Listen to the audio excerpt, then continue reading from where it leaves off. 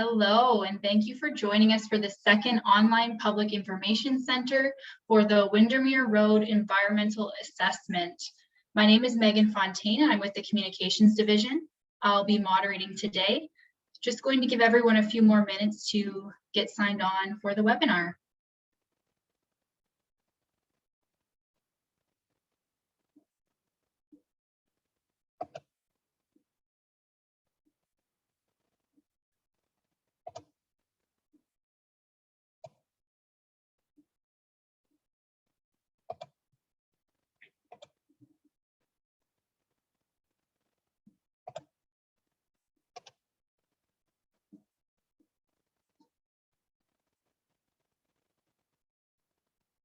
Again, we will start momentarily, just giving a few more minutes for people to join us.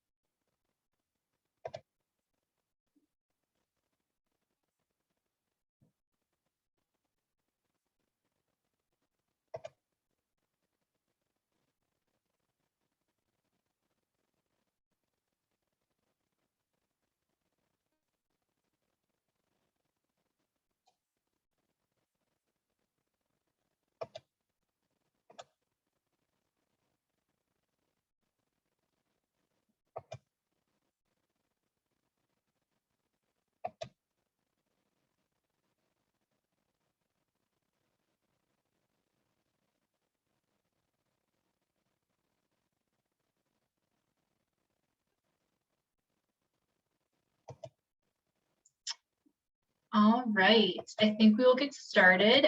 Anyone's able to join throughout the course of this presentation. The link is available on getinvolved.london.ca. If you happen to accidentally exit the meeting during the process, you can just click back on the link and join right back in. It won't disrupt anything. So again, my name is Megan Fontaine. I'm with the city's Communications Division, and I'll be helping moderate today's public meeting.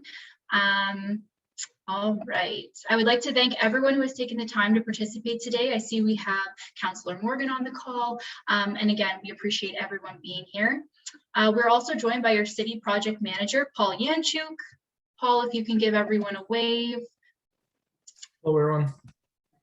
We also have Kevin Welker from Stantec, who are our partners on the project. Hi there. All right, so before we begin this meeting, we acknowledge that the land on which we gather is the traditional territory of the Attawandaron, Anishinaabe, Haudenosaunee, and Lunapawak peoples who have long-standing relationships to the land, water, and region of southwestern Ontario. The local First Nation communities of this area include Chippewa of the Thames First Nation, Oneida Nation, and the Thames and Munsee Delaware Nation. Additionally, there is a growing urban Indigenous population who make the City of London home. We value the significant historical and contemporary contributions of local and regional First Nations of Turtle Island. Now, since we are doing today's meeting virtually, I will take a few minutes to go over some engagement guidelines for the meeting. So we have the project team here today who will be sharing a presentation to update you on the Windermere Environmental Assessment, and this will be followed by a Q&A session. So if you're attending the webinar, just remember that the microphones and your videos, they're all turned off so we can't see you. And if there are questions you want to ask or comments you want to leave throughout the course of the presentation, please feel free. We will just be using the Q&A button on your screen. It should be at the bottom there. This Q&A button can be used throughout the presentation, and then all of your questions will be answered at the end.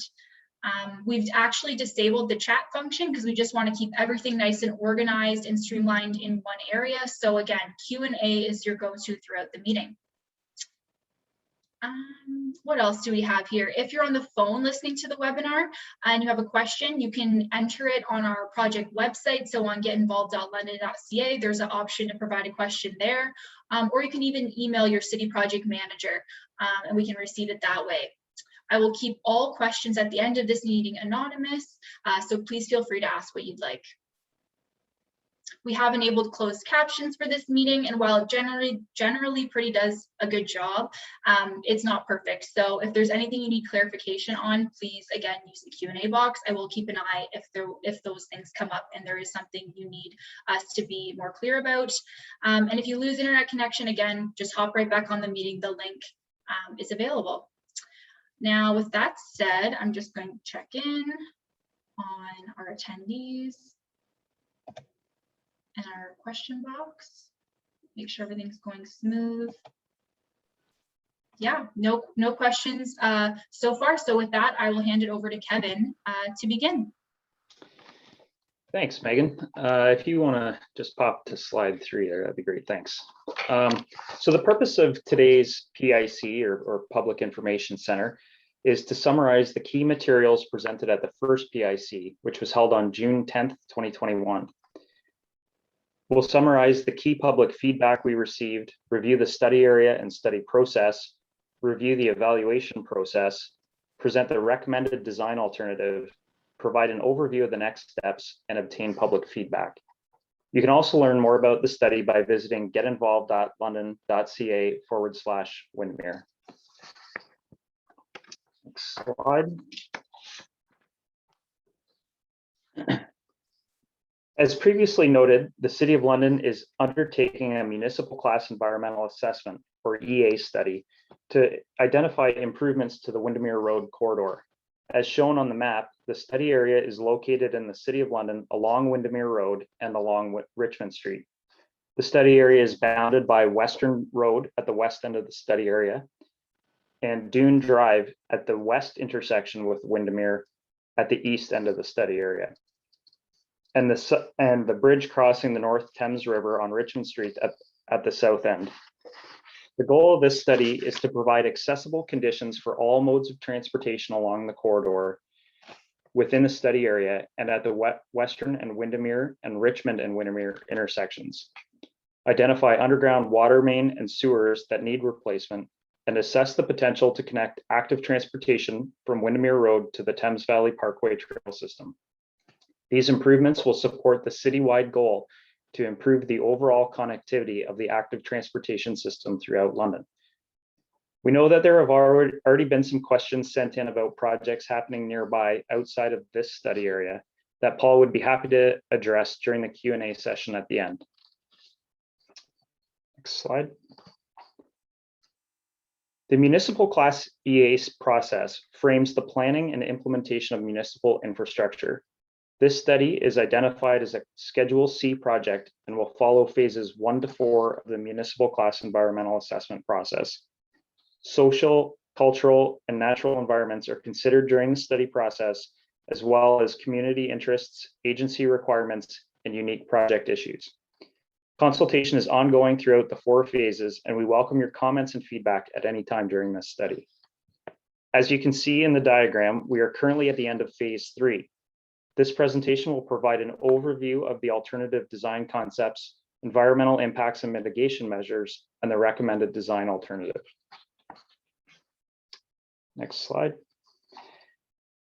As presented at PIC number 1, based on the assessment of alternative solutions, the following combination of alternative solutions was recommended to allow flexibility to address the identified problems and opportunities for the Windermere Road corridor: transit infrastructure improvements, active transportation improvements, including the connection to the Thames Valley Parkway Trail, and intersection and operational improvements. This combination of alternative solutions provides sufficient capacity for existing and future travel demand and is AODA compliant. As mentioned, the first online PIC was held this past June and presented information on existing conditions of Windermere Road, including land use, cultural heritage, natural environment, and transportation conditions, problems and opportunities within the corridor, including the need for improvements, and recommended alternative solutions.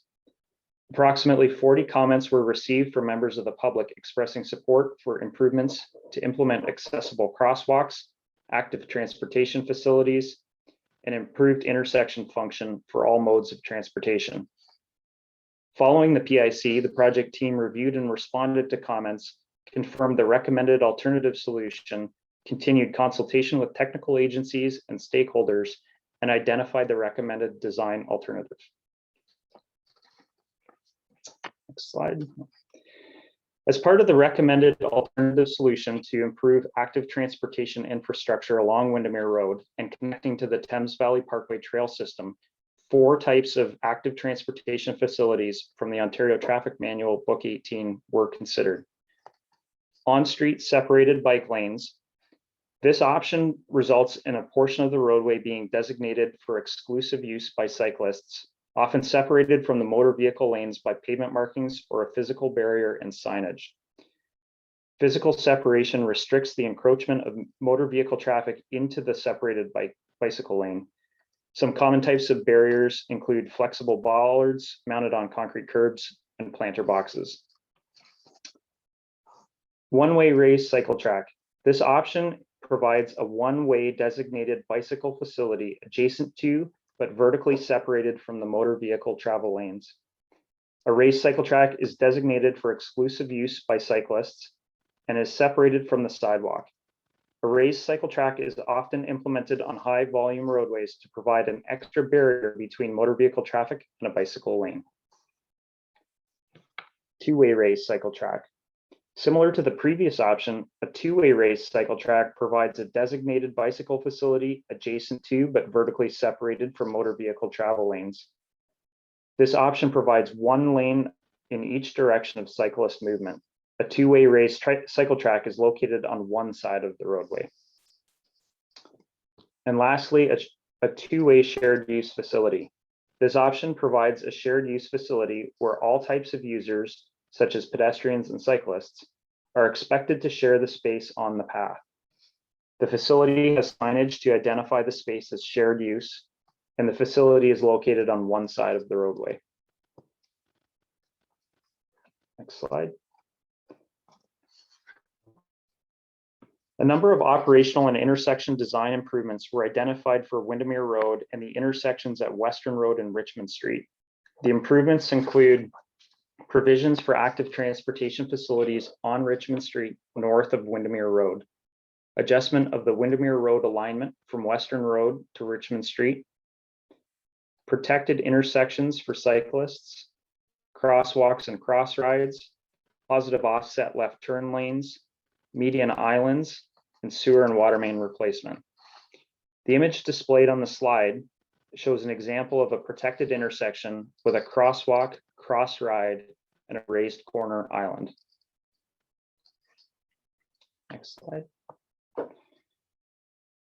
The alternative design concepts were assessed using the factors and criteria listed on this slide and the next, including socioeconomic, natural, and cultural environments, as well as technical considerations.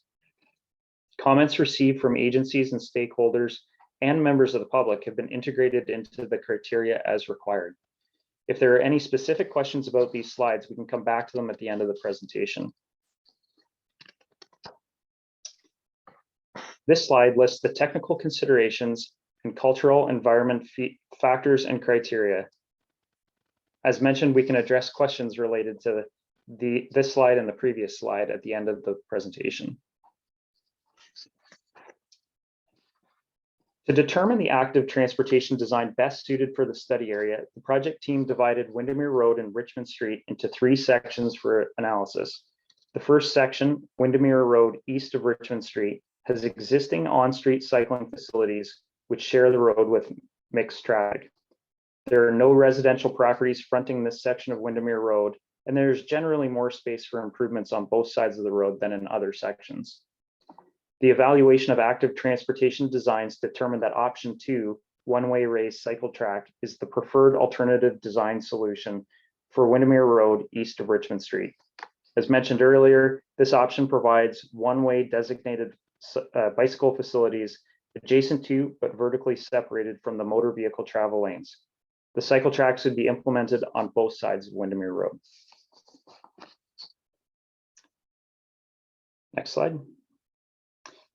Windermere Road west of Richmond Street was analyzed as a separate section of Windermere Road. This section has residential properties fronting Windermere Road along the north side with institutional properties on the south side.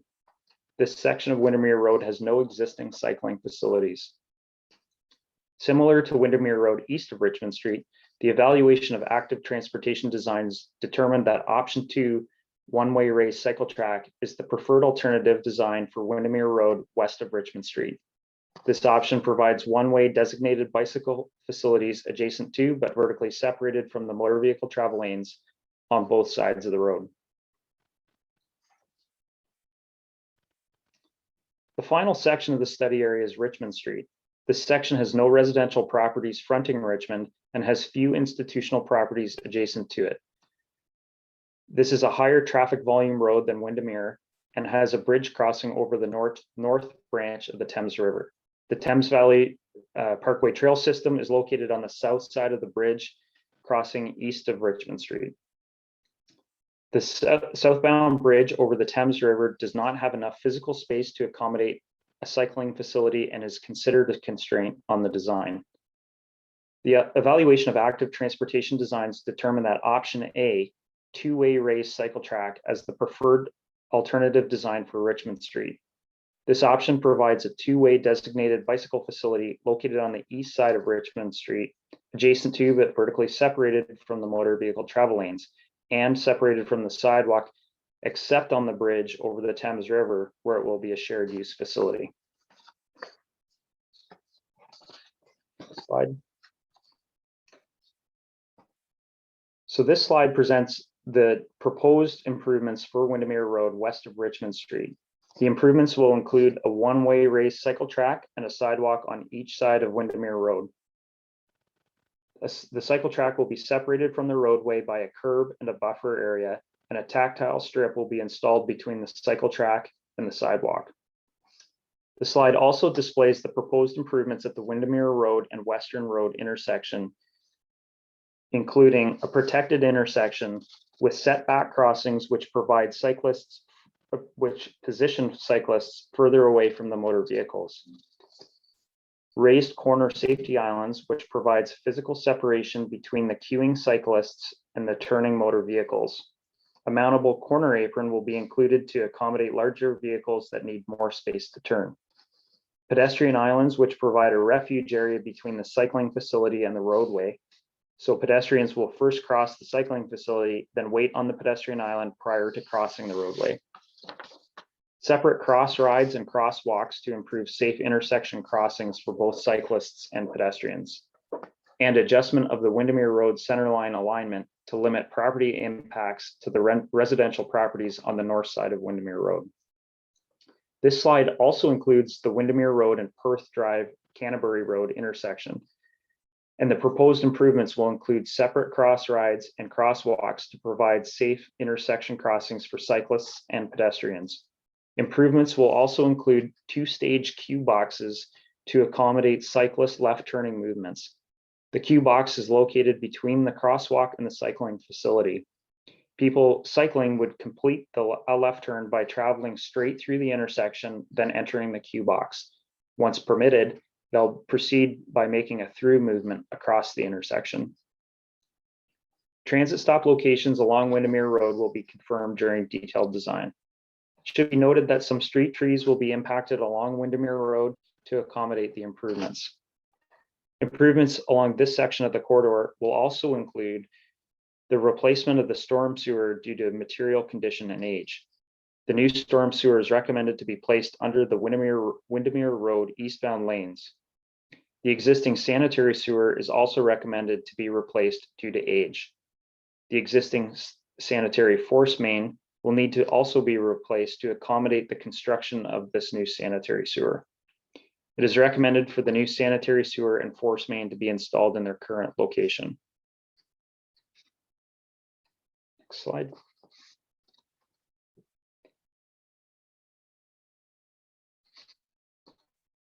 This slide displays the proposed improvements at the Windermere Road and Richmond Street intersection. The improvements include a one-way raised cycle track and sidewalk on both sides of Windermere Road, and a two-way raised cycle track and sidewalk on the east side of Richmond Street, south of Windermere Road. A protected intersection similar to Windermere Road and Western Road intersection, Crosswalks on all approaches to the intersections to provide safe intersection crossing for pedestrians. And one-way cross rides on the north and south approaches to the intersection, and a two-way cross ride on the east approach to the intersection to provide safe intersection crossings for cyclists. Adjustment of the Windermere Road center line alignment west of Richmond Street to limit impacts to the properties on the north side of Windermere Road. Addition of median raised islands in the center of Windermere Road and Richmond Street. Removal of the existing right turn channelizations on Richmond Street, however, retaining the northbound right turn lane and the southbound through right. Addition of an eastbound right turn lane on Windermere Road. Potential closure of one Western University entrance on Windermere Road and provision for future active transportation facilities on Richmond Street north of Windermere Road. The replacement of the storm sewer, sanitary sewer, and sanitary force main will continue along this section of Windermere Road. At Richmond Street, the existing water main is recommended to be replaced based on the material and age. The new water main is recommended to be placed under the Windermere Road westbound lane.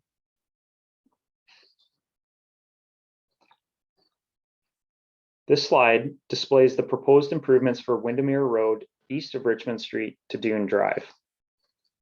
The improvements will include the continuation of the one-way raised cycle track and sidewalk on each side of Windermere Road with separate cross ride and a crosswalk at the Tallwood Circle and Dune Drive intersections.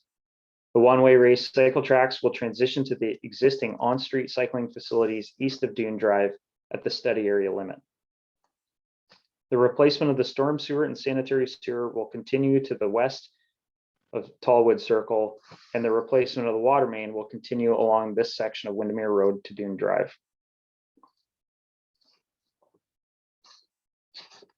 This slide presents the proposed improvements for Richmond Street south of Windermere Road. The improvements will include a two-way raised cycle track and sidewalk located on the east side of the roadway. At the Bruffs Bridge east over the North Thames River, the two-way raised cycle track and sidewalk cannot be maintained due to limited space available on the bridge. The two-way raised cycle track and sidewalk will transition to a two-way shared use facility on the bridge. The facility will have a connection to the Thames Valley Parkway trail system on the south side of the bridge. Next slide.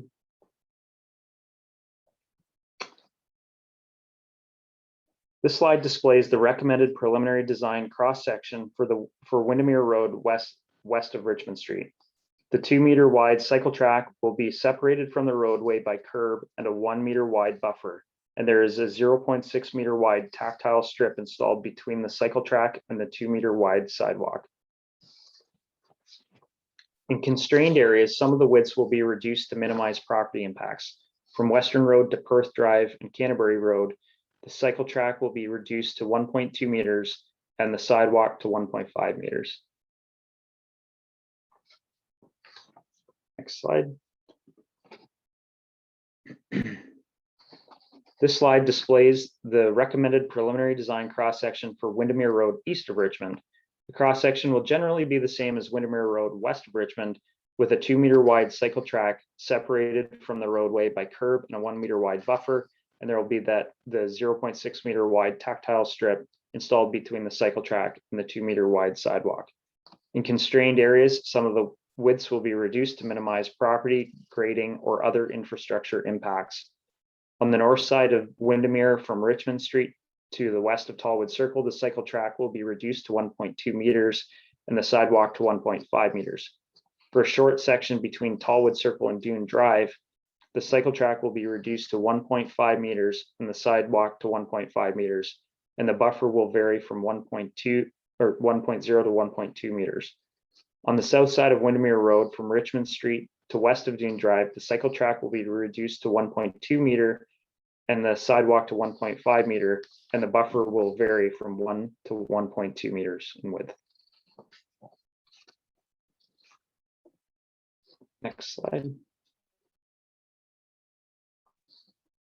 The slide displays the recommended preliminary design cross-section for Richmond Street. On the east side, the 3 meter wide two-way cycle track will be separated from the roadway by curb and a 1.0 meter wide buffer.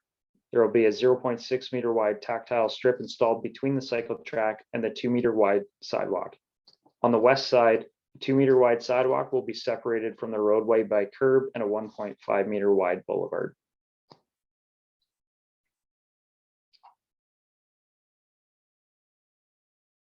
This slide displays the recommended preliminary cross-section for the Richmond Street Bruffs Bridge East over the North Thames River. As previously noted, at the bridge, the two-way cycle track and the sidewalk will transition to a two-way shared use facility. A separation barrier will be installed between the shared use facility and the motor vehicle traffic. The City of London is committed to mitigating the potential impacts of this project within the study area.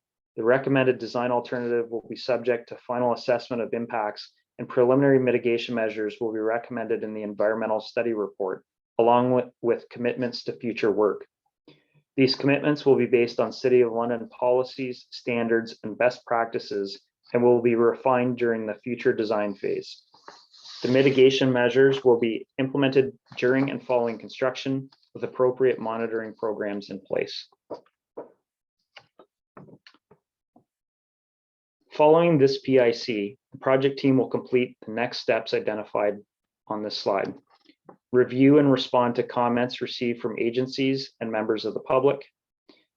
Continue to engage Indigenous communities and consult with the public and agencies through stakeholder meetings and updates on the project website. Confirm the recommended design alternative. Prepare the environmental study report for ESR. And issue the notice of study completion for 30-day public review. Visit our Get Involved website at getinvolved.london.ca/Windermere, where you can ask questions and leave comments for the project team, view the latest project materials, and access a recording of this meeting. You can also reach us with comments or questions using the contact information on screen. Thank you for following along with this presentation and for your interest in the Windermere Road Improvements Municipal Class EA study. Your input is important to us. Please note that this presentation can be made available in alternative formats upon request. Now I'll hand it back over to Megan to get started on the Q&A session.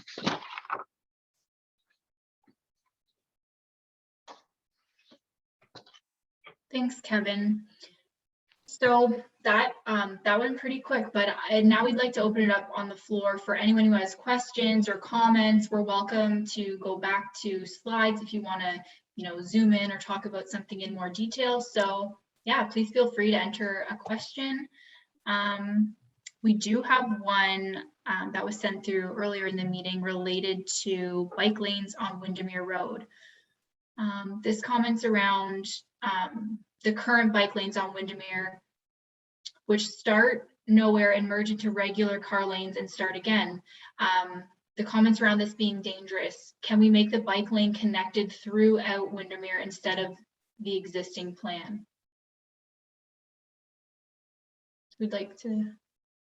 So I think the reference I'm assuming is to the section east of Richmond Street where there's existing facilities on Windermere. So as you can probably see, I know that question came in a little earlier in the session, but we do have continuous cycling facilities throughout the limits of the study, and we do tie into the existing facility at the Dune Drive at the east limit. So there are existing facilities there. We're not planning on changing anything outside of the limits of the study, but within the study limits, cycling facilities will be continuous.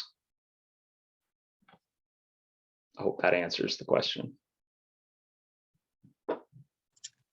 So we have a comment here around asking if there are other projects similar in London. I assume this is in relation to the bike lane conversation as well.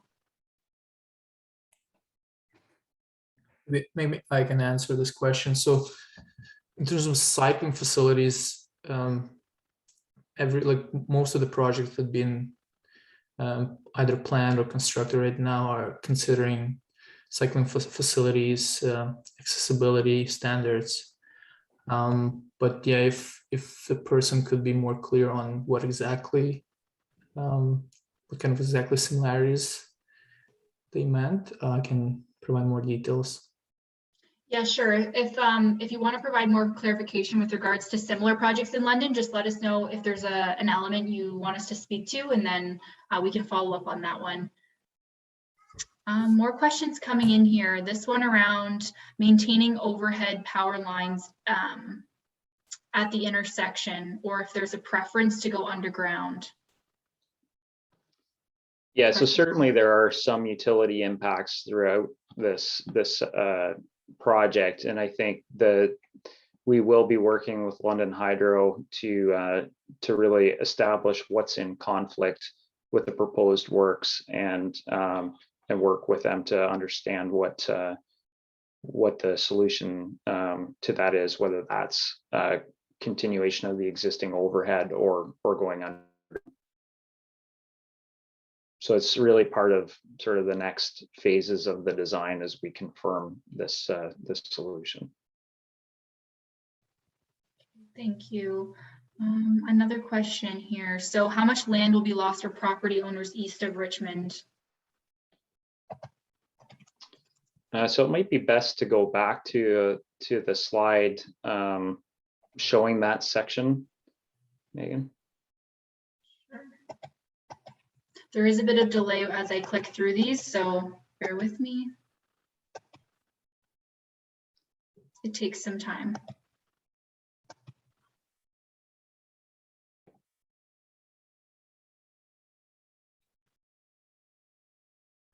Sorry, Kevin, which slide do you want me to go back to? That's probably, yeah, that's a good one to start with. So you can see, hopefully you can see this on the slide. The existing property lines are shown in I'll call it the light gray dashed line work there, and the blue line that's dashed is the new property or the property take. So you can see on Windermere, just east of Richmond on the south side of the road, there's just a little sliver of property that's in the area of that large slope. And then if you want to click to the next slide.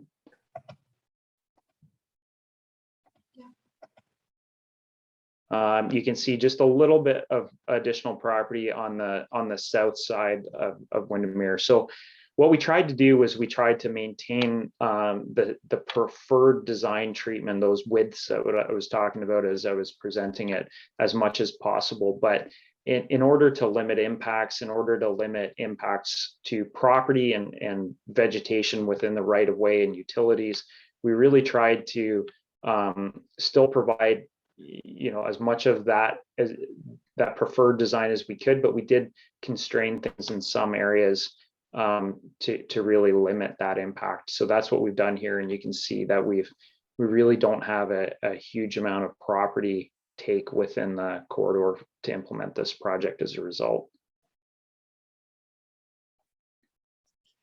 Thank you, Kevin. So comment here, appreciating the efforts to connect the TVP in additions to the cycle track, but did note that the bridge limitations are unfortunate but understandable. Comment here around the congestion at Western Road and University Hospital. Curious how we're going to handle congestion there, and will this design add more congestion? So this is a really good question. I think, you know, for those that have driven this or walked this or cycled through this intersection, it's a very busy area, certainly at certain times of the day and at certain times of the year. So what we've really tried to do here is provide good, safe facilities for pedestrians and cyclists that will hopefully promote further use of alternative modes of transportation. And by doing that, or to do that, we provided the protected intersection designs where, you know, we can attract users of all ages and abilities without doing just simply large scale widening projects. So we did add turn lanes in. We improved the safety of the intersection by adding positive offset left turn lanes on Richmond Street, the median islands there, where all in all, we're trying to create a safer facility for all users. On Richmond Street, or sorry, on Windermere at Richmond Street, we did add an eastbound right turn lane, and that is really should help with a lot of the congestion on that particular segment of Windermere. The other thing to note here is that I kind of mentioned early on in this presentation that there was other projects happening in the area. There are improvements happening to Richmond Street and Fanshawe intersection, which does create a lot of backup through this area at certain times of the day and at certain points of the year. So the improvements that are happening at that intersection under a different project will certainly help with the congestion that we're seeing already at this location.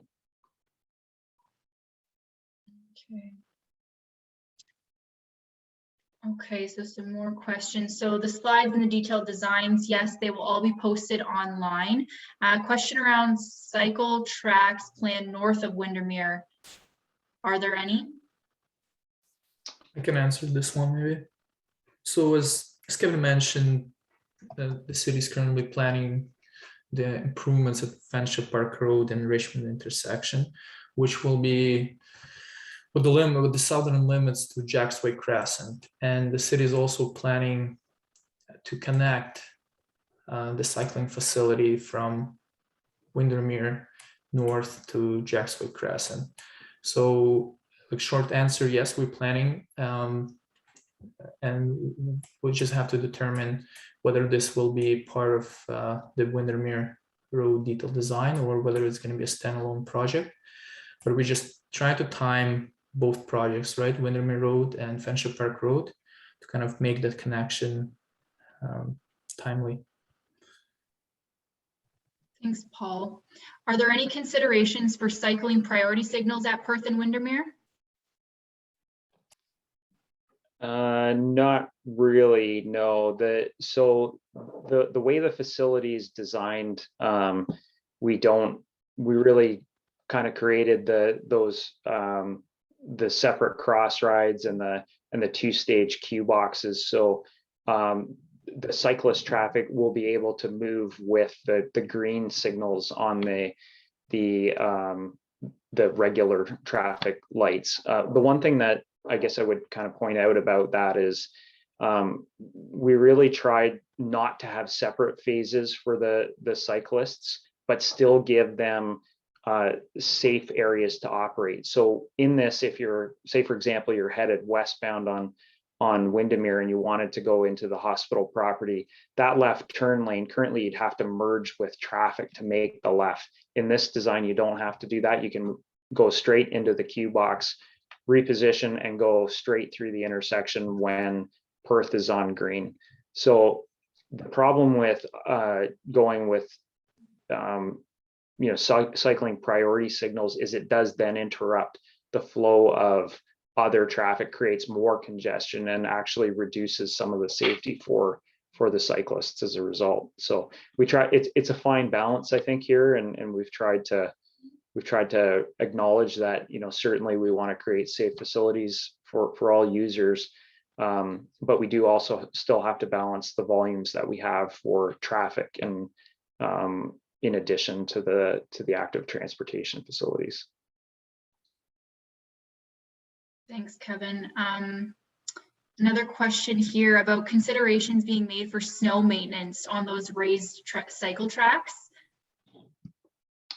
Yeah, so the maintenance of these is very similar to the maintenance that you would see for sidewalks. They do require plowing. They do require a different type of plow than certainly you would see for the roadway and the maintenance on that. But they can be accommodated by a pedestrian plow as well through there. That's one of the nice things about those setups. The only real difference between the sidewalk and the raised cycle track from a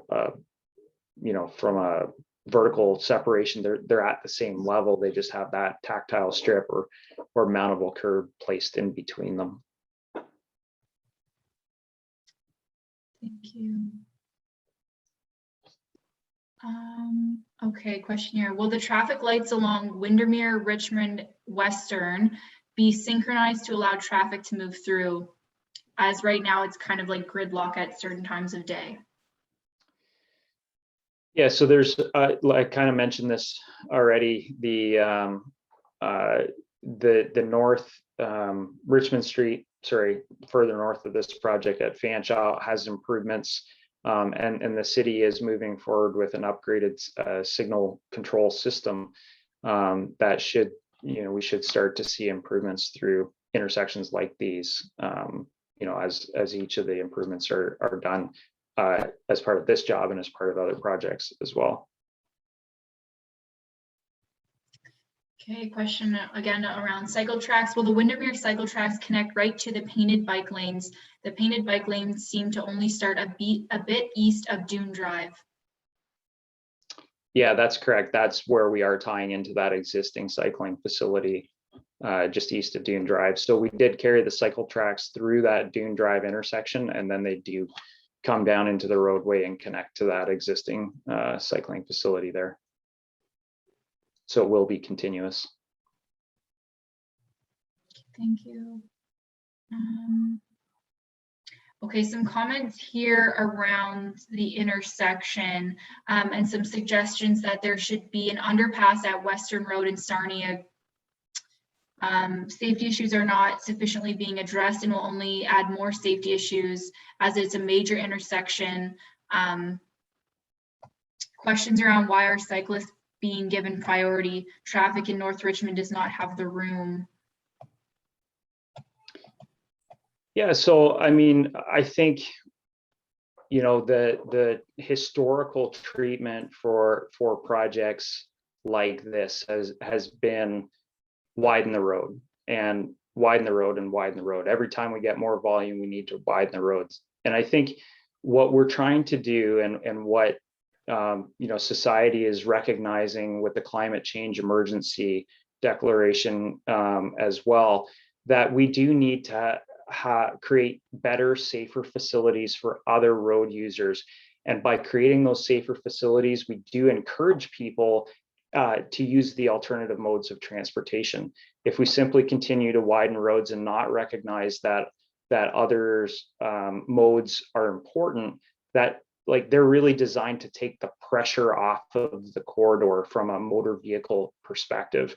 We can't keep designing road widenings and expect to resolve the problem. If we do widen, we tend to, encourage more traffic.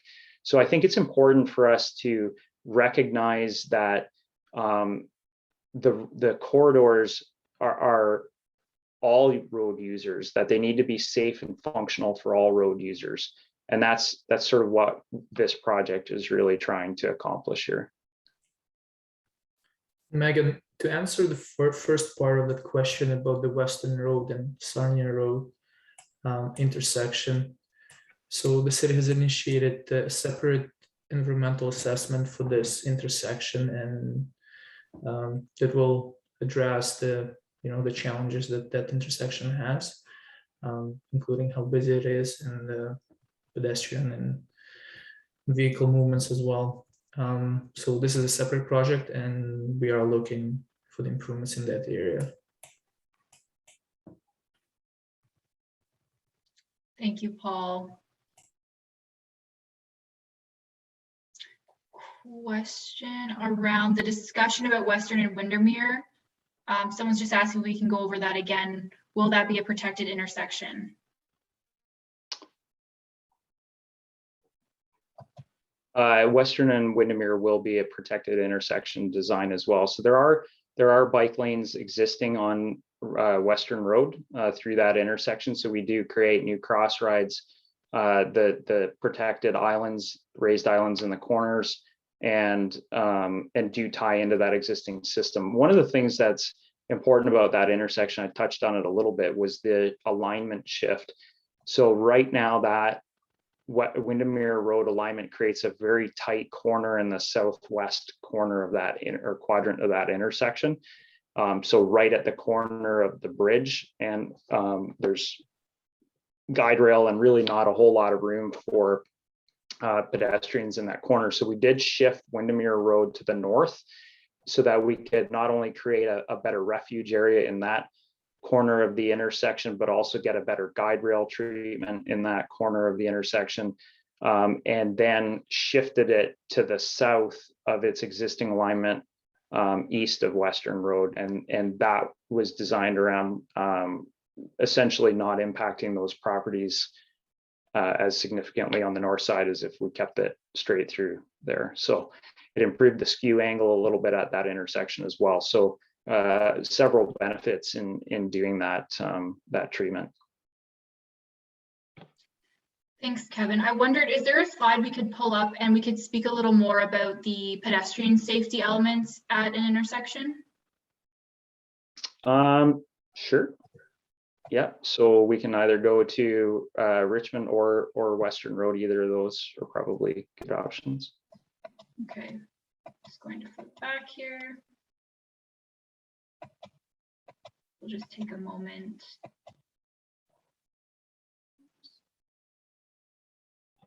This one okay? Yep, that'll work. Thanks. So if you just, I'm not sure if you're able to, but if you wanted to try to zoom in on that that corner, that'd be great. So the green treatments crossing the intersection are where the cyclists would cross. The gray area and the white ladder is where the pedestrians cross. So they are separated. So you are separating areas where there are you have speed differential through there. So if, for example, a cyclist would cross, they would, if they were coming eastbound on Windermere, they would be on the cycle track. They could ride through, if they had a green light, they could ride straight through the cross ride. And if they wanted to go to the north, they would then make the turn and wait in behind that gray island in the corner that's raised, and it would have potentially traffic signal poles in there. And then they could continue on to the north. For the pedestrians, they're on a separated sidewalk. So if they're eastbound, they're on a separated sidewalk. They can just walk straight through that crosswalk. And then they have a little island where they would cross, a little island between the traffic lanes, the motor vehicle lanes, and the area where they would then cross the two-way cycle track in that southeast corner. And then they would have a separated sidewalk in behind that. So the green area is all flush with the road, where the sidewalk is raised, elevated to that area. And then those other gray areas that are essentially islands that are separated vertically from the adjacent area around them. So hopefully that answers the question. Thank you. Okay, I'm not sure if we have this information yet, but questions around overall project cost and how long it will take to complete and start date. Are we at a place where we can share those kinds of things yet? Yeah, so from a project cost perspective, we're really kind of not at that point yet. As we confirm this design, we'll then start pricing all those components out and have a preliminary cost estimate included within the environmental study report that includes all things, including the sewer replacements and water main replacements. From a construction timing perspective, I guess, Paul, maybe that question is better answered by you.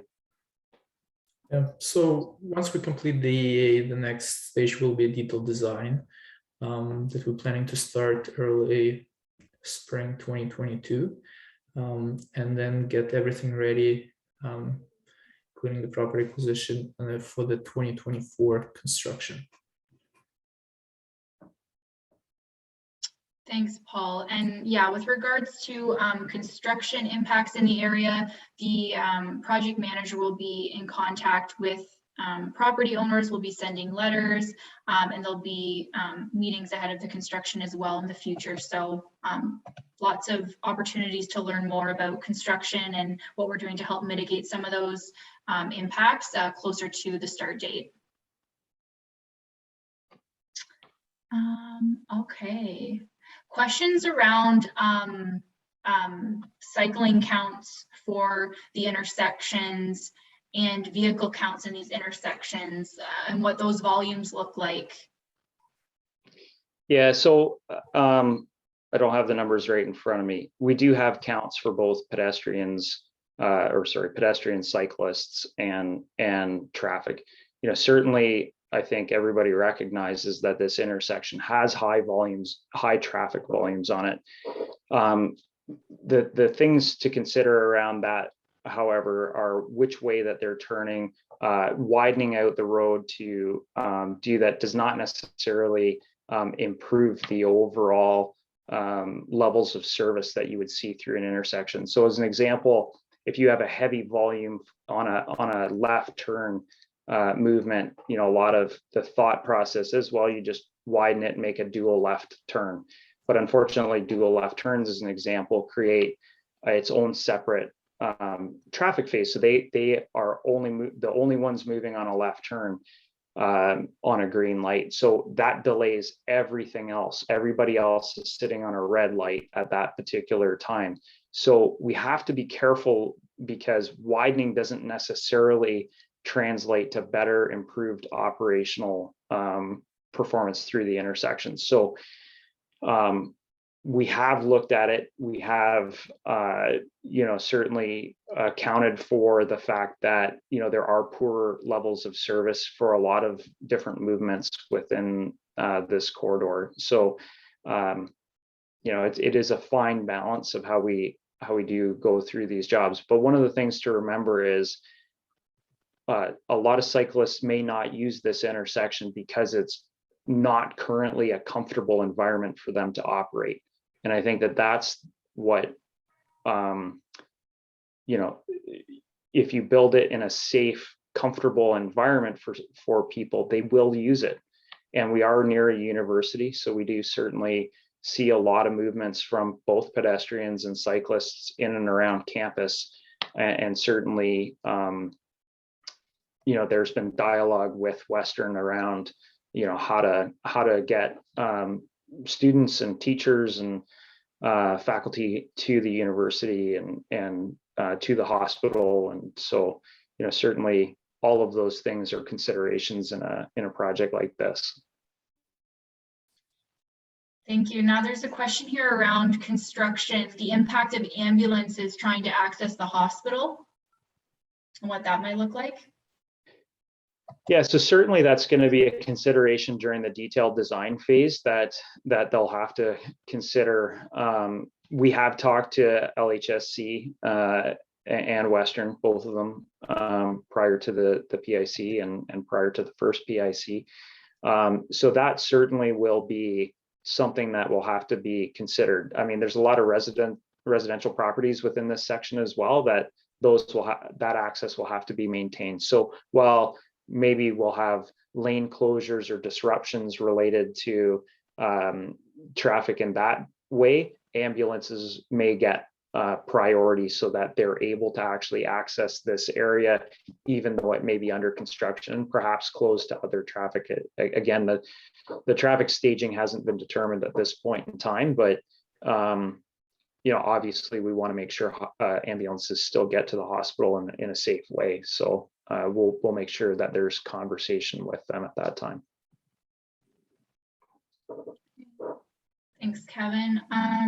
Okay, so going back to intersections, at the intersection of Richmond and Windermere, there are often motor vehicle accidents. Will this plan improve this or make it worse? So there are significant improvements from a safety perspective that I would point out here. Again, one, pedestrians and cyclists are separated from the, I think it was Richmond and Windermere. Yeah, they're intersections. Okay. So immediately separating that from or reducing the conflict points there is a help. Then you'll notice that the islands have been added in. We've changed a bit of the alignment to actually improve the angle at which Windermere crosses Richmond. There's positive offset left turn lanes on Richmond Street. So what that means is if you're typically what happens is there's in a zero offset, you're immediately opposing the vehicle that's turning left in the other direction. So you can't really see around them very well. In this case, we use positive offset, which means they're staggered a little bit to improve the sight lines past the vehicle turning left in the opposite direction to you. So those types of improvements are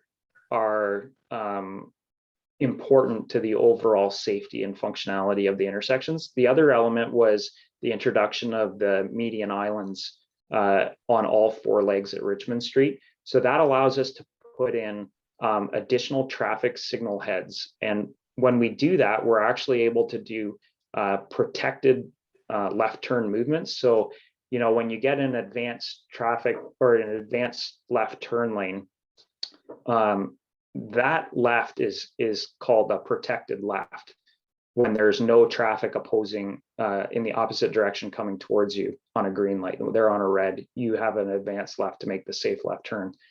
Then there's a permissive phase, which follows that often, where you just have a green traffic signal, but the opposing traffic also has a green signal. So you now have to find your gap to make that left turn. So by adding the median islands and adding the ability to put in additional traffic signal poles, we can make left turn movements protected moves only. And so that allows the left turns to all happen at their own time, and they don't need to have to worry about trying to find that gap, which is often where we find the high severity collisions when a person makes a left turn movement in front of another vehicle. They're high angle impacts. So we're trying to reduce the potential severity of collisions. You know, high volume intersections, they're going to have collisions, period. No matter what you do, they'll have collisions. But what you really try to do is reduce those high impact collisions, high angle collisions, high severity ones where somebody might get hurt or killed in them. So that's really what we try to do when we're trying to do improvements to intersections. Sort of a long-winded answer, sorry. That's great, thanks, Kevin. Just questions around the congestion, and I don't know if Paul and Kevin both have some insight here, but what the city is doing in terms of a broader plan to tackle congestion in the city? So this study, I guess, is a bit limited, right? With the Western and Dune Drive and other limits, and when we're looking at Windermere Road. But in terms of congestion in general, the city has initiated the mobility master plan. So in the process of hiring a consultant to start this study that will look at the city's areas, like including North London, and how to improve the transportation infrastructure in general. So that the study will kind of look at the major arterial routes and major congestion points and project until future, I believe it's going to be 2040 timeline, and plan the major road work, new infrastructures, and that hopefully will resolve many traffic congestions and issues within the city. Right, thanks for bringing that up, Paul. So the city has started its the process of its mobility master plan, and that's going to be another opportunity for everyone on this call to participate in kind of shaping what the future of transportation will look like in London. So yeah, creative ways of managing congestion, you know, planning for all modes of transportation into the future, and looking at, you know, how transportation and the climate emergency go hand in hand. So again, look for opportunities on getinvolved.london.ca related to that mobility master plan, because again, that's going to give you opportunities to get involved at a bigger picture level and planning for the future of transportation in London.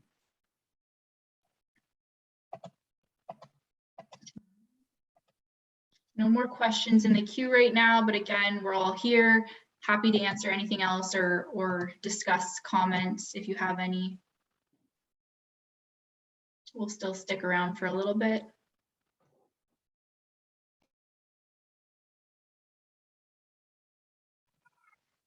I think too, what might be helpful is we can post some information about the different safety components for the intersection.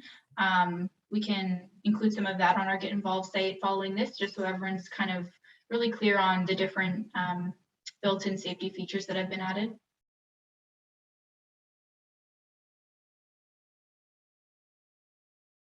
And thanks to all of you for attending today.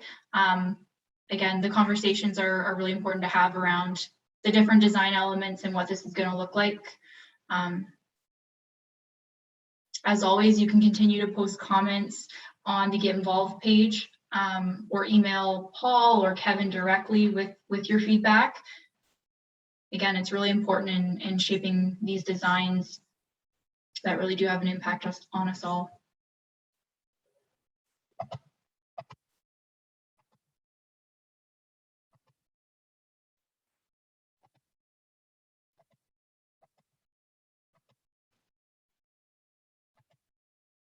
We will stick around for a little bit if anything else comes up.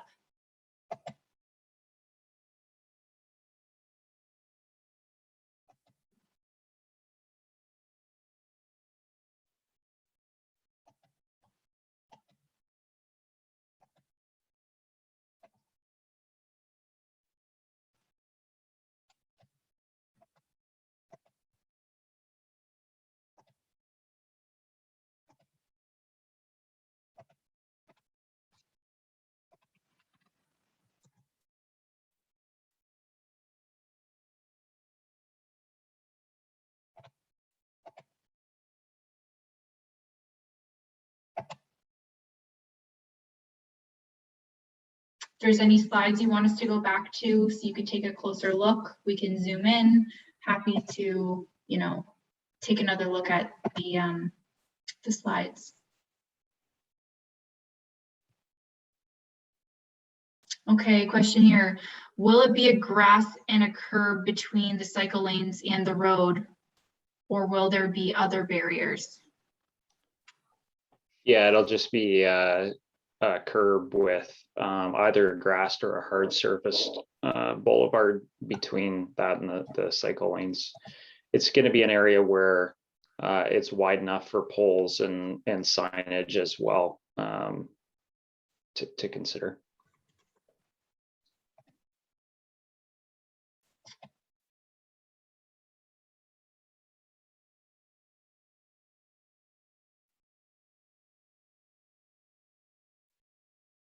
Okay.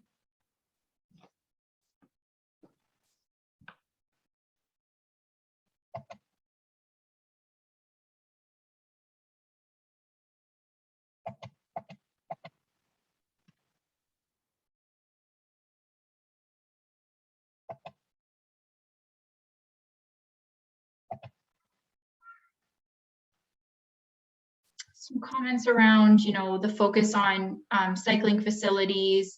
I don't know if, Kevin, you already made some good comments with regards to the balance in incorporating modes for everyone, but if you just want to take another moment to kind of explain, why it's so important to be building, I guess, for all the modes of transportation as we move forward. Yeah, so yeah, I can certainly try to tackle that. I think when you look at a project like this, I think it's relatively easy to get kind of focused on what is happening within this study, and certainly that is what the focus is. It's on this section of the corridor, and so certainly when we look at this, we are thinking about how we can improve this particular corridor, and those are the study limits. That the overall transportation master plans, cycling master plans that the city has really provides guidance to the overall network of infrastructure that gets placed within the city. And so as Paul alluded to, there is the mobility master plan, which is going to combine essentially the cycling master plan and the transportation master plan to look at the city as a whole, how it's going to evolve from the development of road networks and other active transportation facilities. And so those types of overall plans really provide the guidance for these individual studies as they move forward, and do look at things like volumes of roadways and how transportation or how vehicles move through those roadways. I think for a lot of municipalities, those days where just road widenings happen because there's traffic volumes there, they're pretty much gone, I would say. There is a new evolution that is happening within the world related to the climate change emergency on trying to make sure that we're creating safe facilities for everybody.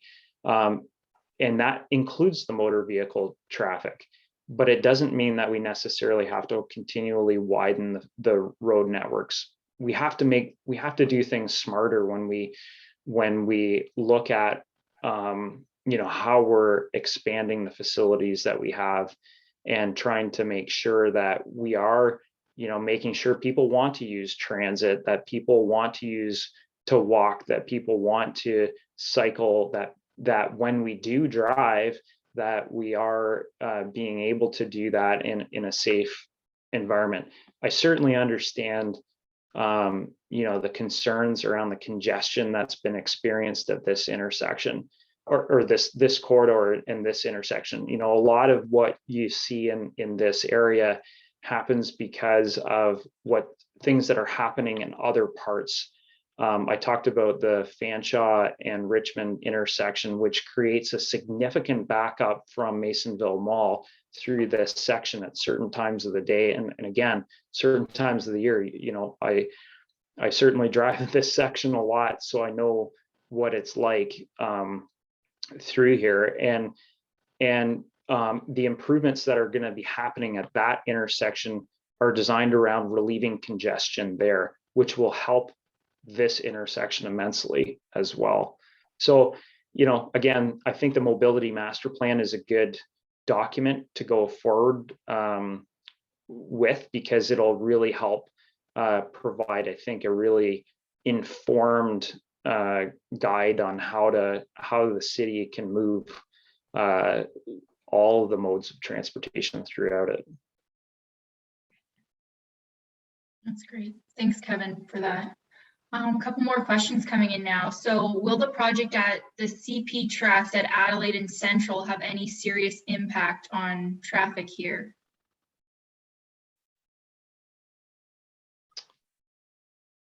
I have to think about that. I guess I'm not entirely sure, Paul. I don't know if you want to try to answer that one or not. But yeah, I'm also thinking like how much impact this area will get from the construction there. But I just wanted to know that the construction of the underpass at Adelaide and CP rail won't be closing the Adelaide Street. So the traffic will still be moving. However, it will be reduced to 2 lanes.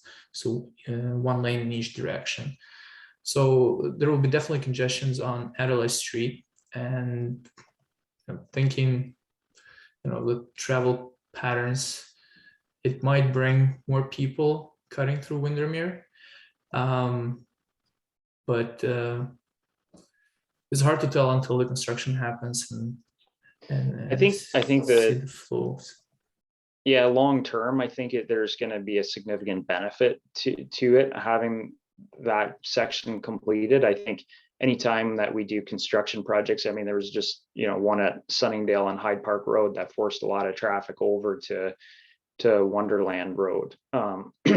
And so we do see those periods of time during the construction season that does have impacts on other corridors that run in a similar direction, I guess. But I would expect that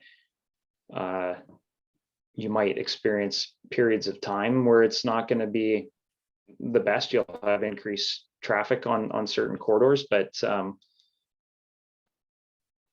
not sure that there's there's a lot that you can necessarily do about that in construction. Certainly needs to happen as well. Thank you both. Okay, so comments / questions. So we love the trees that were planted along Windermere east of Richmond. Will they be saved with the new improvements? If not saved, how many new trees will be planted, as trees make the pedestrian experience so much more pleasant?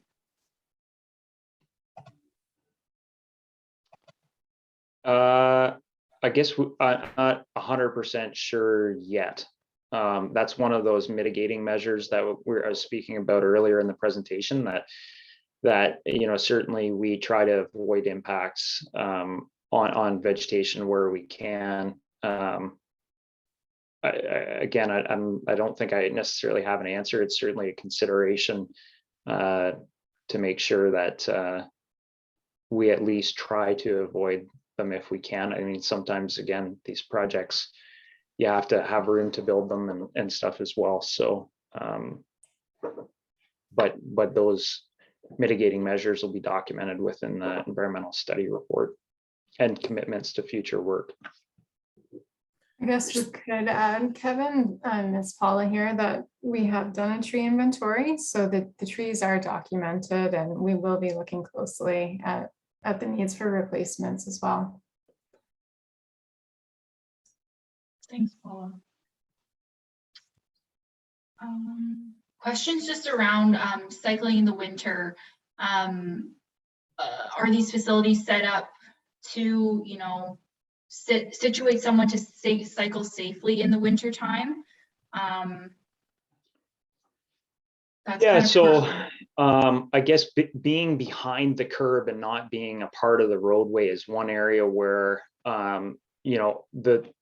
that we've seen traditional issues with bike lanes, where the plowing on the road tends to push everything onto the to the edge of the curb where cyclists are trying to travel, or where they were trying to travel. This is a little different because the sidewalk plows that currently function can actually plow the cycle tracks as well, and they're elevated relative to the roadway, so they're kind of placed behind the curb.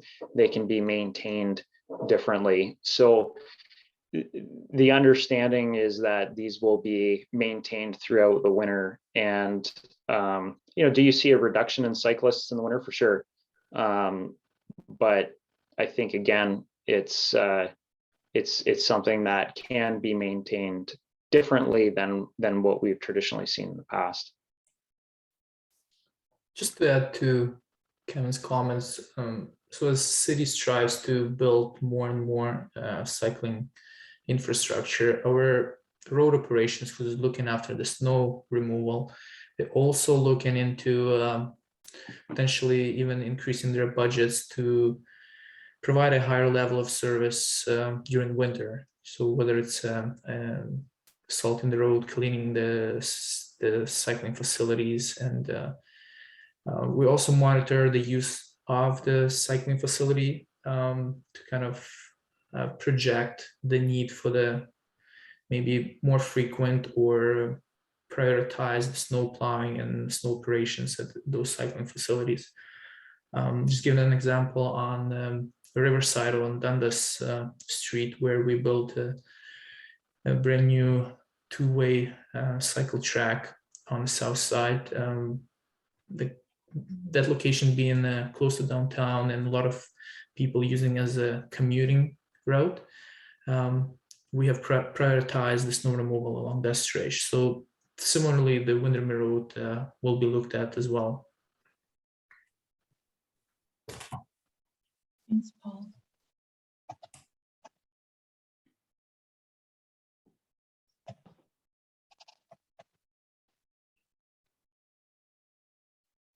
Okay, again, open for any questions or comments, or if you'd like to take a look at any of the slides in more detail.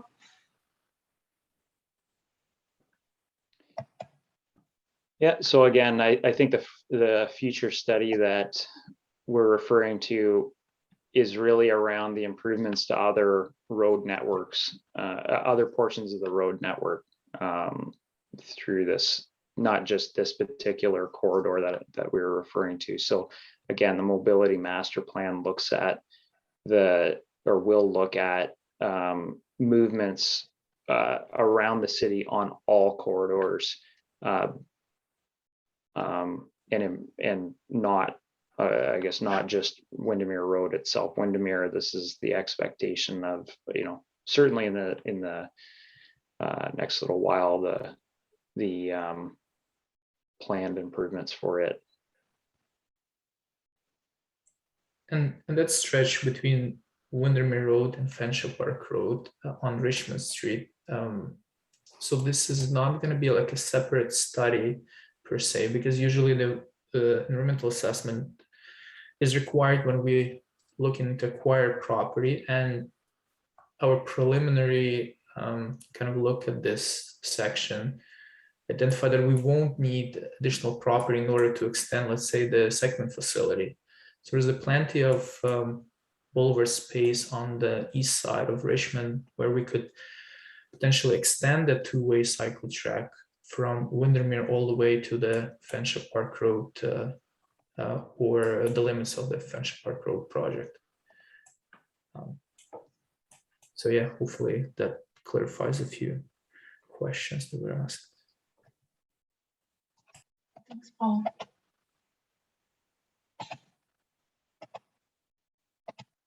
Okay. Again, we'll stick around for a few more minutes if there's any other questions that pop up.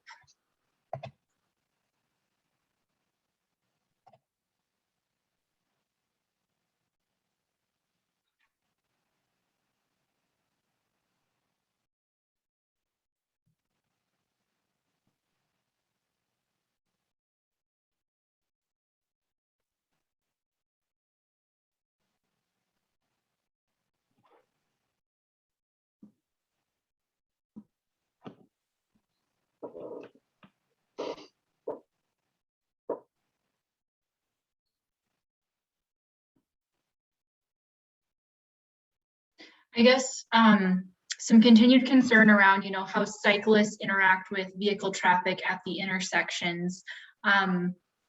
Perhaps it's worth kind of discussing what those movements would look like with the enhancements that are made.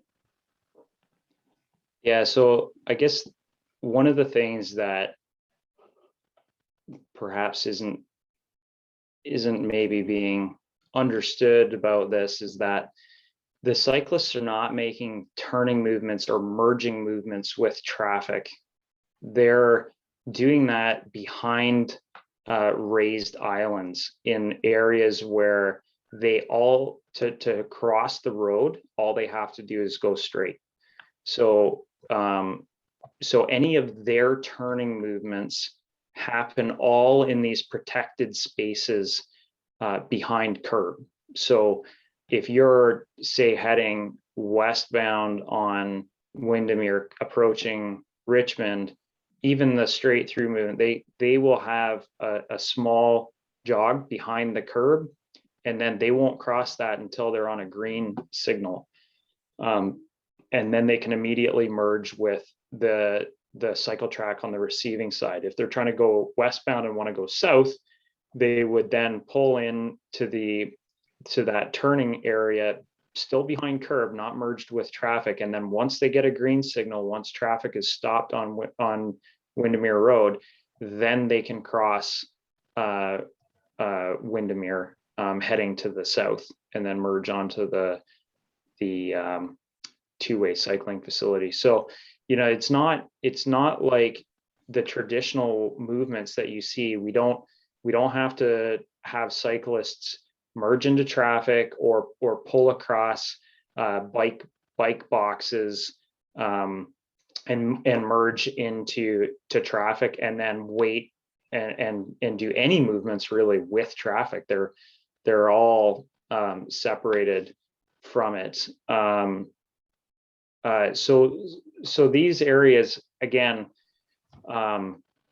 you're going to get cyclists who are comfortable cycling in the winter and may use studded tires, which give them traction in icy conditions, and you may not.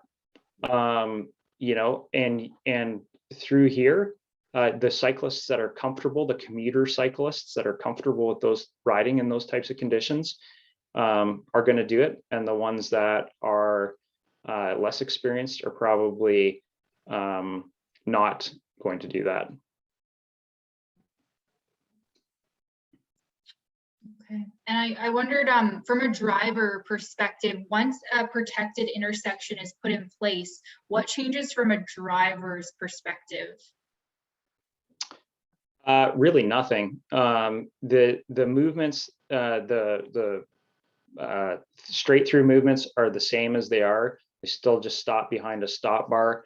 One thing that's been confusing, I think, for a lot of people is the bike boxes. So a lot of people don't really understand that they're not supposed to pull into the green area for bike boxes, because that's where, you know, somebody who's coming up a bike path is supposed to move across those and then turn left. But a lot of people pull up into them and block cyclists. So this design sort of eliminates all that type of confusion. And all traffic sees is their stop bar that they have to stop at, and then they get traffic signals in whatever green direction they need to go. Will they have to watch for cyclists crossing the road if they're making a right turn or a left turn? Sure, but you have to do that anyway, and you have to do that with pedestrians anyway. So it does sort of eliminate a lot of the potential conflicts that we see between motor vehicles and more vulnerable road users. So just to add to Kevin's point, that the protected islands, they will also help to slow down the turning movements. Having like a tighter radius compared to the existing conditions, the vehicle will be kind of naturally forced to slow down in order to make that right turn. So that will make this intersection safer, not only for pedestrian cyclists, but for the vehicles as well. They'll slow down, they'll be more careful, and they'll have more time to make a decision whether to stop or slow down for crossing pedestrians and cyclists.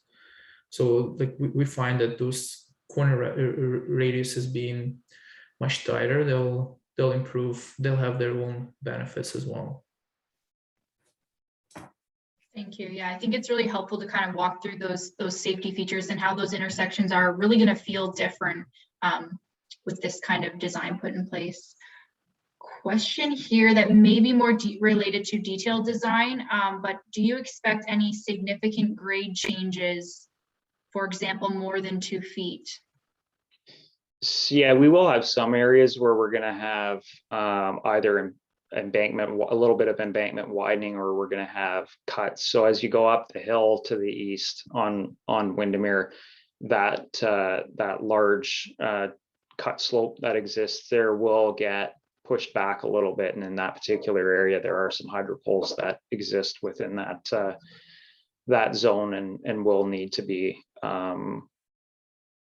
either moved or compensated for somehow when we go through that area. So again, that's going to be part of some of the preliminary utility discussions that we're going to have, but we do have some areas where we do have some grade changes. Generally speaking, throughout the corridor, we don't have significant grade changes, but in a few areas we do.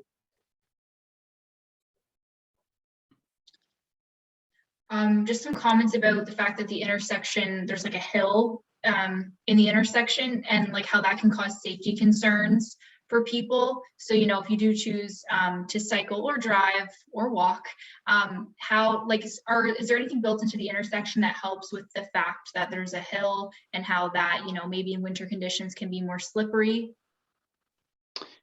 So the hill does start a little bit further to the east of the intersection. It doesn't actually come right through the intersection. So the grades do flatten out as you get to the right to the intersection. So, you know, those are areas where it actually, the grade there was a consideration when it came to looking at shared use facilities as an example, through that area, just because, you know, you'd have potential for higher speed cyclists and pedestrians interacting with each other, which wouldn't have been a good mix. So, you know, certainly, you know, those slippery conditions affect, as you said, you know, pedestrians and motor vehicles equally, but it does flatten out a little bit prior to the intersection. So we're not really expecting significant issues as a result of that.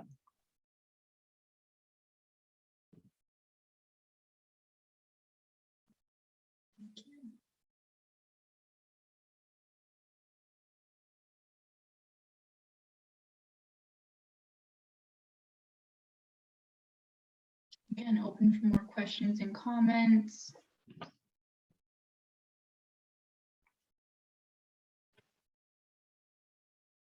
There is a comment here around, you know, whether or not there's enough cyclists right now to support so many bike connections, bike lanes in the area. But I know, Kevin, you touched on this earlier. It's really around the option to be able to bike. Do you want to touch on how we kind of make decisions with regards to implementing bike lanes in areas? Yeah, definitely. One of the reasons why we don't see perhaps as many cyclists as would be expected for a traditional area around a university like this is because people just flat out don't feel comfortable riding through major intersections which don't have proper facilities in place for them. So Richmond Street and Windermere, Western and Windermere certainly are don't have the setup right now for pedestrians of all ages and abilities to feel comfortable operating in them. The other element here is the lack of connectivity to the Thames Valley Parkway trail system, which I flagged kind of earlier in the conversation. So the TVP does have a significant number of pedestrians and cyclists using it right now, and there's no connectivity currently on Richmond between the TVP, which ends at Richmond Street just south of the Thames River, to Windermere Road corridor. So when you start to link all these different elements together, we have large residential areas. We have a large commercial area at Masonville Mall to the north. You have the hospital and the university. And once that connection to the TVP is made, and once we make a better east-west connection and a facility at the intersection that makes users feel more comfortable, you know, and we start to continue to see things like gas prices rising and cost of vehicles rising, you know, I think not just the City of London, many municipalities are expecting cycling and walking to become much more prevalent than they are right now. But we have to put in the facilities to make people comfortable when they're doing it, and safe for them, so that we aren't creating significant safety concerns in these conflict areas, because, you know, pedestrians and cyclists don't fare well when they're hit by vehicles. So it is an important element of these designs to consider how all users do it. And it's not to say that we didn't make improvements on this intersection or this corridor for motor vehicles. We did, and we have. And you know, I certainly talked about the protected left turn movements. We added the eastbound right turn lane here at Richmond Street, which will improve the east-west flow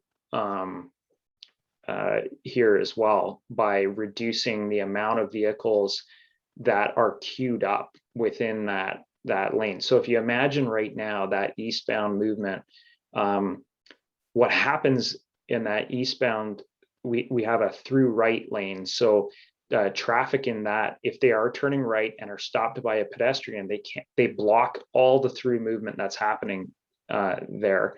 And so the green time is shorter on Windermere than it is on Richmond Street because Richmond's higher volume. So by moving that eastbound right turning movement out of the through lane, that will allow free flow of traffic essentially on a green light to carry on, and will clear traffic out of that lane much faster, which actually also improves the westbound left turn movement. So there's a lot of different components to this that, you know, some simple changes to motor vehicle traffic and the operations of the intersection, we see significant benefit for it in our traffic analysis when we ran it. So, you know, those are always considerations, and you know, it's not like we ignored the traffic here, but we have to be conscious of the impacts, the cost of widening lanes for motor vehicle traffic is significant as well, much more significant than adding cycle tracks, which need a much thinner pavement structure on them. Thanks, Kevin. Okay, another question in here. Which embankment on the east side will have to be remodeled for widening, north or south or both?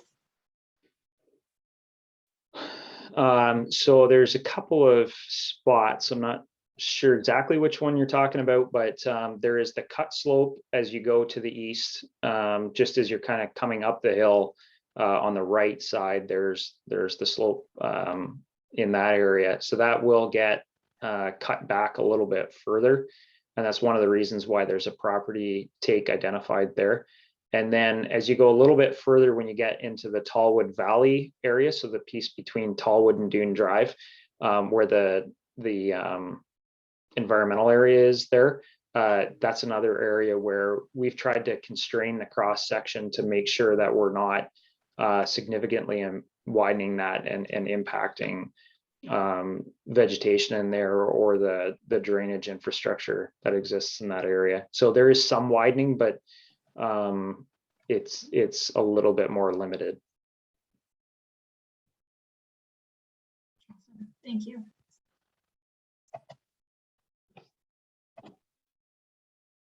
Okay. No questions in the queue, but again, happy to stick around to see if anything comes up.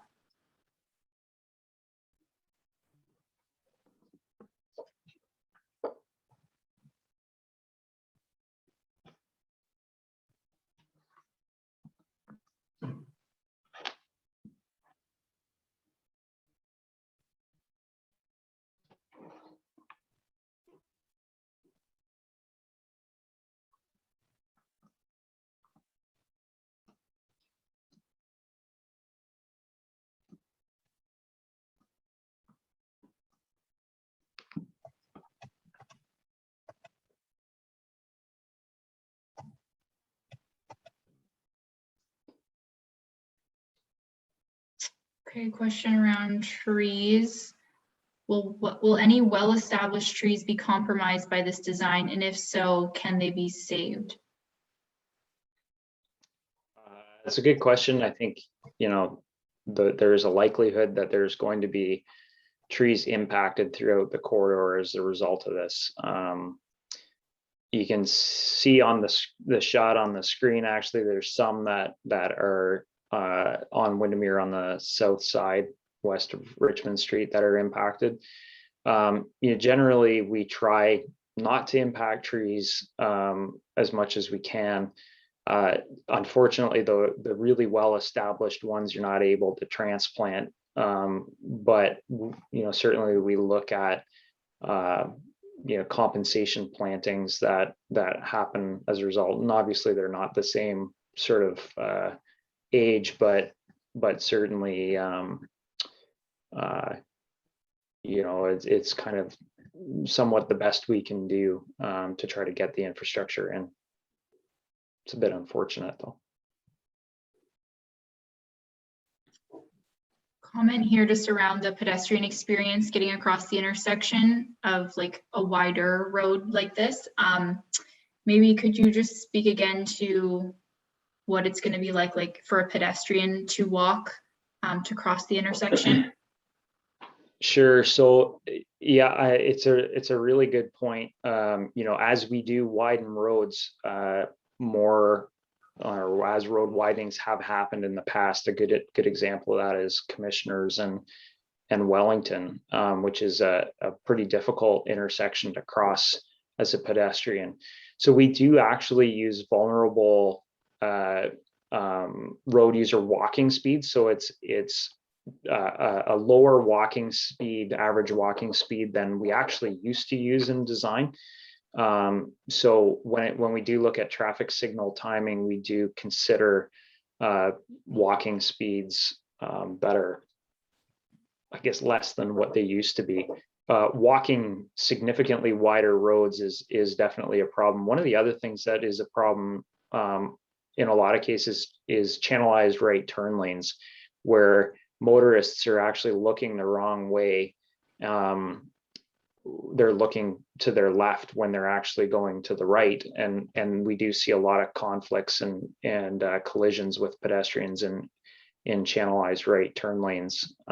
So the channelized rights have actually been eliminated here, and that those small pork chop islands, as we used to call them, they're also not that great from a motorist safety perspective either. So we have eliminated those significant ones where traffic passes on both sides of them. Thanks, Kevin. And just some questions around, the growth we're seeing. More residents have been added to western and north of Fanshawe. Thousands of people. How is this design going to, support the growing population we're seeing? It's a small piece of that growing, that improvements that were probably necessary to see continued growth in the north end. Again, it's one of those things that's not captured from an individual EA perspective, but more so from the overall mobility master plan perspective, and that's why that overall plan is so important to looking at things not the way we used to in piecemeal of motor vehicle improvements separate from cycling improvements. The mobility plan will look at things sort of collectively together, and so that does change how overall networks will be viewed, and why projects at that level are so important to look at, and then those come down to individual improvement projects like this one. So that's what we see.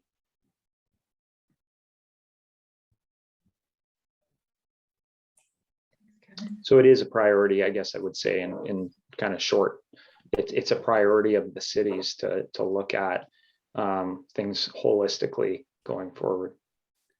So I know we're mentioning the future mobility master plan, which will be based mostly on the existing transportation master plan and the cycling master plan.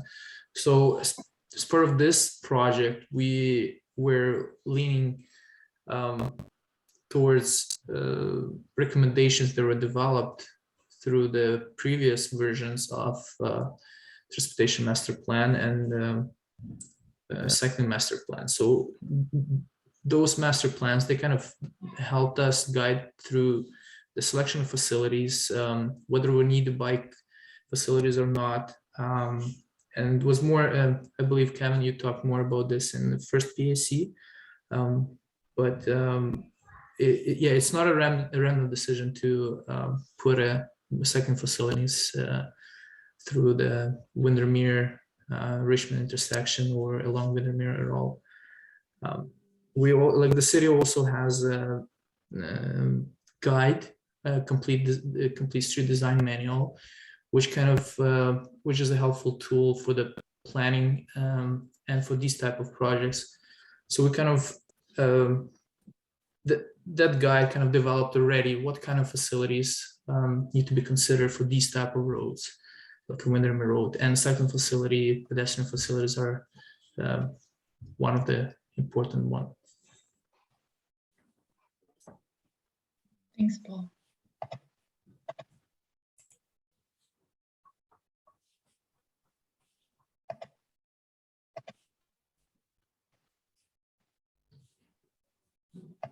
Definitely some good conversation happening today. Again, if anyone has anything else, no questions in the queue currently, but happy to take more comments.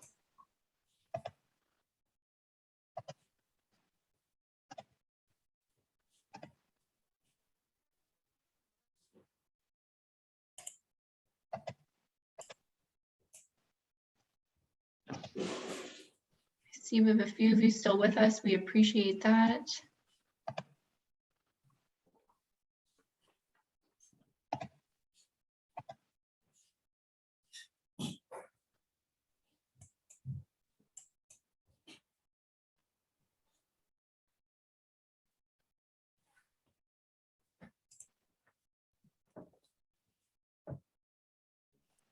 And again, we do appreciate everyone's comments. It is important to consider all the different perspectives as we continue to make plans, tweak designs.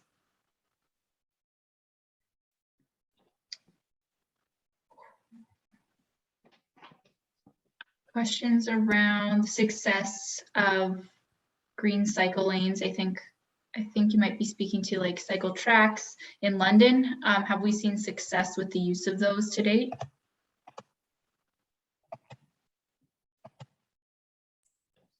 I'm going to go back to the example on Riverside and Dundas TVP.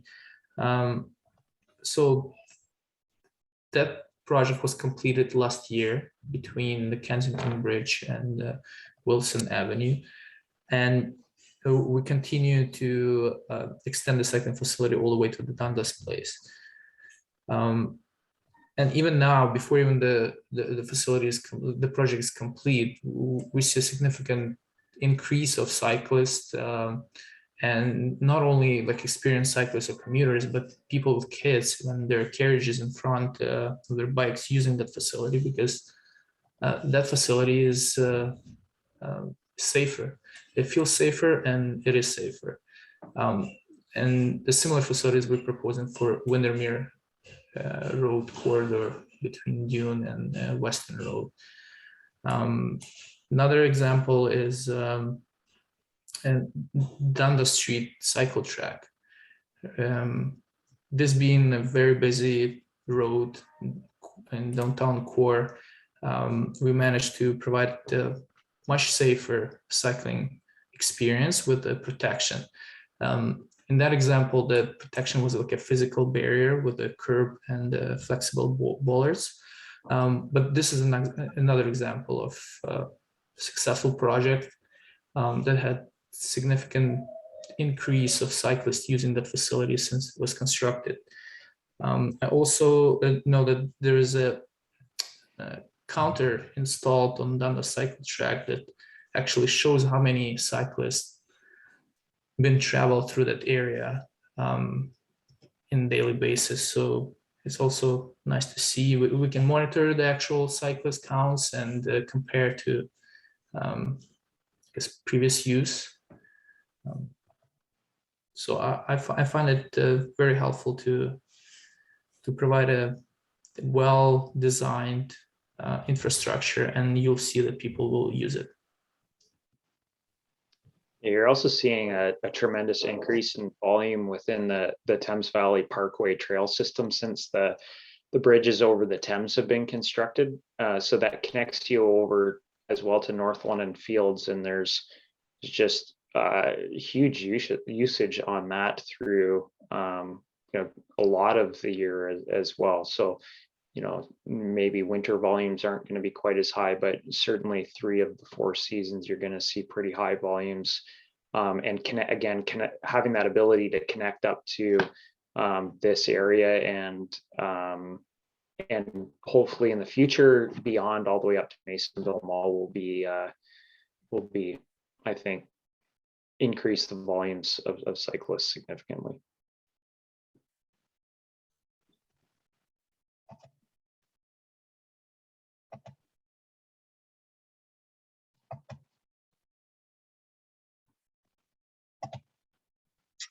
Awesome.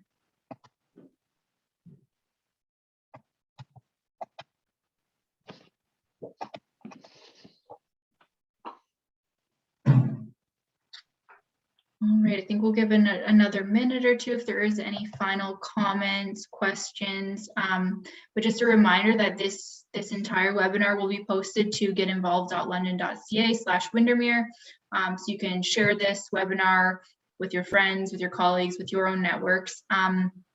Again, just in a final effort to get as much feedback and as much comments to the project team as possible.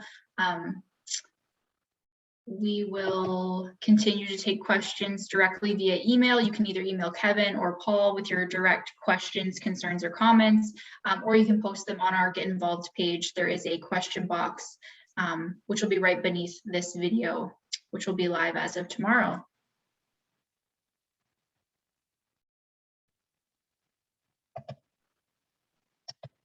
Again, thank you everyone so much for attending. We appreciate your time and energy spent, sitting with us today, learning about the designs and having this discussion. So with that, I think we will wrap up. Thanks to Kevin, Paul, and Paula for being here to answer everyone's questions. And thanks again to everyone who tuned in to watch. We'll talk to you all soon. And this video will be posted tomorrow. Thanks, everyone. Thank you.